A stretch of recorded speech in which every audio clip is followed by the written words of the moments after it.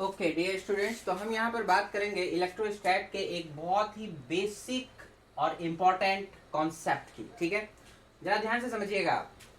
हमें पता है कि अगर Q1 और Q2 दो पॉइंट चार्जेस हो और इनके बीच का डिस्टेंस हमने ले लिया RA, और ये जो है मीडियम बीच का हो गया एयर।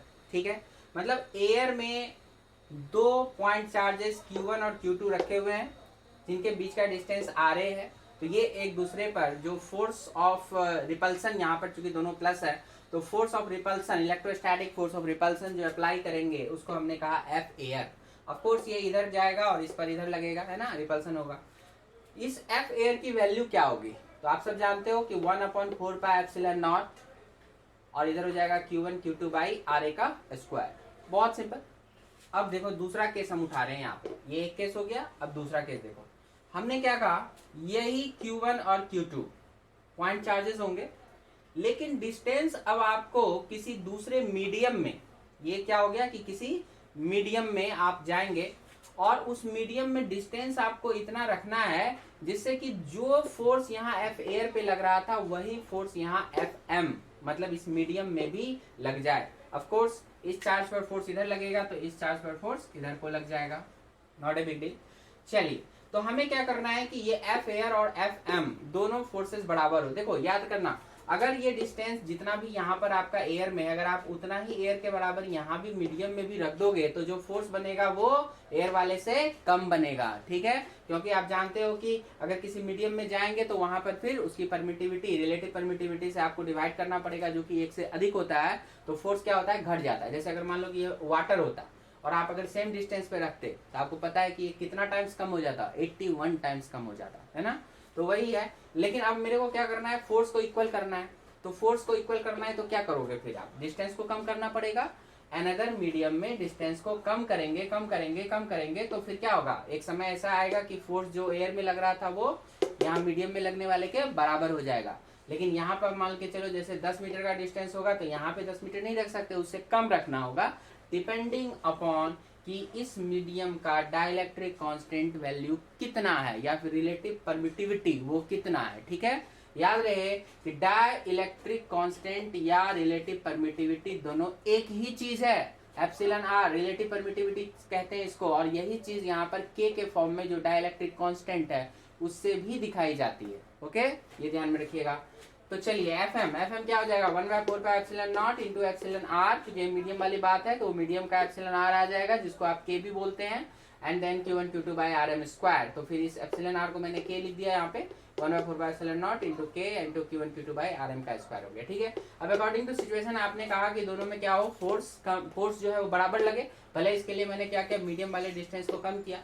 तो आपको इसी RM और RA में हमको रिलेशन चाहिए कि आपने कितना टाइम यहाँ पे कम किया कि फोर्स इक्वल हो जाए, है ना, ये सारा रिलेशन चाहिए। ठीक है, कैसे करेंगे, तो आपको कंडीशन के अनुसार दिया हुआ है, now if F air equal to FM, दोनों को आप इक्वेट कर दीजिए और देखिए आप कैंसिल हो जाएगा, 1/4πε0 Q1 Q2 ये सब कैंसिल हो गया, इधर k बचेगा, RM स्क्वायर बचेगा, इधर RA स्क्वायर बचेगा, मतलब RA square equal to k times RM square. Simple. तो RA क्या बन गया, RM हो जाएगा, देखिए यहाँ पे रूट चढ़ाइएगा तो RM बाहर आ जाएगा एंड रूट अंडर k। ठीक है, तो जो एयर में डिस्टेंस था और जो मीडियम में डिस्टेंस था उनके बीच का रिलेशन कुछ इस प्रकार से आ गया। अगर RM निकालना चाहते हैं कि ये कितना हुआ तो RA डिवाइडेड बाय रूट के। मान लो किसी मीडियम का डाइलेक्ट्रिक कांस्टेंट आ गया, मान के चलो कि आ गया वही वाटर का है ना आपका 81 आ गया। ठीक है, 81 आ गया तो रूट, तो पता है कि तो 81 आ गया। तो यहाँ पर अगर मान के चलिए आपकी, अगर हमने यहाँ पर 81 मीटर का डिस्टेंस दिया होता, ठीक है, तो यहाँ पर कितना डिस्टेंस होता वाटर के केस में, तो वाटर के केस में आ गया आपका रूट अंडर 81 करो तो 9 आ जाएगा, रूट अंडर 81, मतलब कि जो एयर में डिस्टेंस है उसमें डिवाइड कर देना है आपको रूट अंडर के से। तो रूट अंडर के से जैसे हम डिवाइड करेंगे 81 का रूट क्या हो गया, 9 हो गया, मतलब RA बाय 9। तो अगर ये 81 था तो 9 से डिवाइड किया तो 9 इंटू 9 81, तो मतलब ये बनेगा 9 मीटर। कहने वाले सोचो कि ये अगर 81 मीटर का डिस्टेंस होता एयर में तो जितना फोर्स लगता, अगर आप वाटर में भी उतना ही फोर्स चाहते हैं तो आपको उस डिस्टेंस को कितना रखना पड़ेगा, ओनली 9 मीटर, ओनली 9 मीटर के डिस्टेंस पे रखिएगा इन द वाटर, तब जाकर के ये 81 मीटर के डिस्टेंस पर जो फोर्स लग रहा था वो फोर्स यहाँ पे फील होगा, है ना।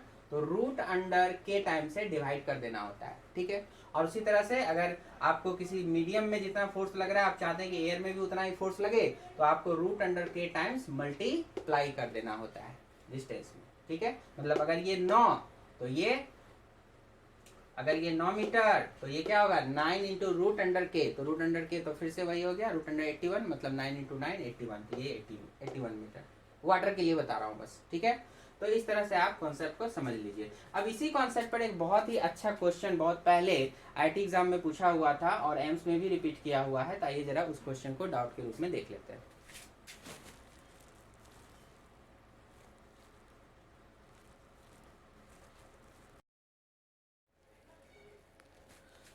So now let us consider this question.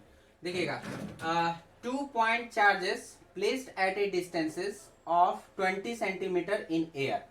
2 point charges हैं, उसको एयर में रखा हुआ है ना, यहाँ पे हम कह सकते हैं इन एयर, और 20 सेंटीमीटर के डिस्टेंस पे रखा हुआ है Q1 Q2 मान लो, और ये दोनों रिपेल कर रहे हैं F से, तो repel each other with a certain force, F मान लिया मैंने उसको। When a dielectric slab of thickness 8 cm and dielectric constant K, जो dielectric slab of thickness 8 centimetre का, उसी का डायलेक्ट्रिक कांस्टेंट वैल्यू दिया हुआ है K, that is introduced between these point charges, इसी के बीच में डाल दिया गया। देखिए यहाँ पे सिचुएशन बनाया मैंने, दो पॉइंट चार्जेस थे, उसके बीच में 8 सेंटीमीटर का स्लैब डाल दिया आपने, ठीक है, 8 सेंटीमीटर का, जिसका डायलेक्ट्रिक कांस्टेंट है K, ओके।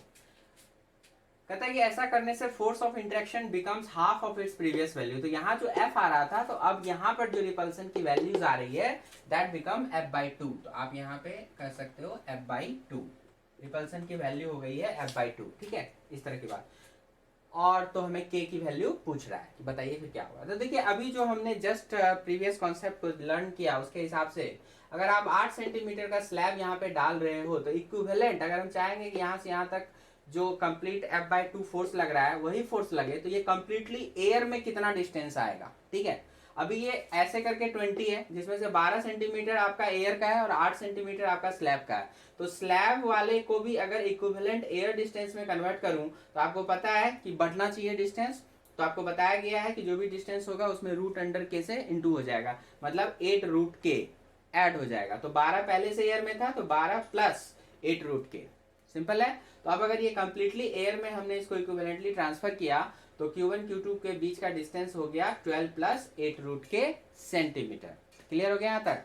अब अकॉर्डिंग टू क्वेश्चन यही बोल रहा है कि जो फोर्स है वो वही है F/2, ओके। तो आप देख सकते हो कि यहाँ जो आपका फोर्स बनेगा that force is equal to, आप कह सकते हैं 1/4πε0 Q1 Q2 बाई r²। तो जो कांस्टेंट चीजें हैं तो वैरी तो सिर्फ एक ही चीज पे कर रहा है, उनके बीच का डिस्टेंस का स्क्वायर, तो हम लोग यहाँ पे F प्रोपोर्शनल टू 1/20 का स्क्वायर कर सकते हैं, है ना, ओके, या 0.2 का स्क्वायर, तो फर्क नहीं पड़ेगा क्योंकि हम डिवाइड करने वाले हैं, इसीलिए जो भी फैक्टर्स आएंगे वो दोनों में आएंगे और वो कैंसिल हो जाएंगे, तो आप चाहो तो 20 के साथ भी स्क्वायर करके रख सकते हो। उधर भी ये जो भी सेंटीमीटर में आया उसका भी स्क्वायर करके रख देना है, तो F/2 is proportional to 1/12 plus 8 root के का होल स्क्वायर, ये दोनों हो गया। अब 1 और 2 इन दोनों को अगर आप एक साथ देखें, अब आप कुछ नहीं बस डिवाइड कर दीजिए, ताकि जो भी कॉन्स्टेंट्स थे वो कट जाएंगे आपके, जो Q1 Q2 था और 1/4πε0 वगैरह जो भी था, जो फैक्टर्स थे वो सारे कैंसिल हो जाएंगे, तो आपका बचेगा क्या, आपने लिखा F/F/2, तो ऊपर वाला हो गया 1/20 का स्क्वायर, और वो नीचे वाला हो जाएगा 1/, तो वो नीचे में जो ऊपर चला जाएगा, मतलब 12 प्लस 8 रूट के ऊपर चला जाएगा स्क्वायर। चलिए अब इसको सॉल्व करेंगे, यहाँ कट गया 2 ऊपर चला गया, और यहाँ से देखिए 12 प्लस 8 रूट के बाय 20 का होल स्क्वायर कर दिया मैंने, इस स्क्वायर को इधर रखा तो √2 बन जाएगा, तो 12 प्लस 8 रूट के डिवाइड बाय 20 इक्वल टू √2। अब ये 20 इधर जाके मल्टीप्लाई कीजिए, तो 12 प्लस 8 रूट के इक्वल टू 20√2, ओके। अब इसी से आपको के की वैल्यू को सॉल्व करना है इसी इक्वेशन से, तो 8 रूट के निकालिए, कितना आएगा 20√2 माइनस 12। आप देख सकते हैं कि यहाँ से आप 4 कॉमन है सब में, 4 हटा लीजिए, तो 2 रूट के इक्वल टू 5√2 माइनस 3, ओके। 5√2 को मैंने यहाँ पे मल्टीप्लाई करके लिख दिया, तो ये आ रहा है 7.07, जिसको ऑलमोस्ट आप बाद में 7 करेंगे तो 7 माइनस 3 क्या बन गया, 4 बन गया, यहाँ भी माइनस करेंगे, देख रहे हैं ना, तो 2 रूट के की वैल्यू आ गई ऑलमोस्ट 4, और यहाँ पर भी आपको कहा ही है अप्रोक्सीमेटली, तो आपका ये काम हो जाएगा। अब उसके बाद रूट के बिकम 4/2 दैट इज 2, सो के आपको चाहिए था तो स्क्वायर कर देंगे, के बिकम 4, ठीक है, तो आपका करेक्ट आंसर क्या हो जाएगा 4, मतलब ये नंबर 2, ओके। समझ आया आपको, चलो थैंक यू।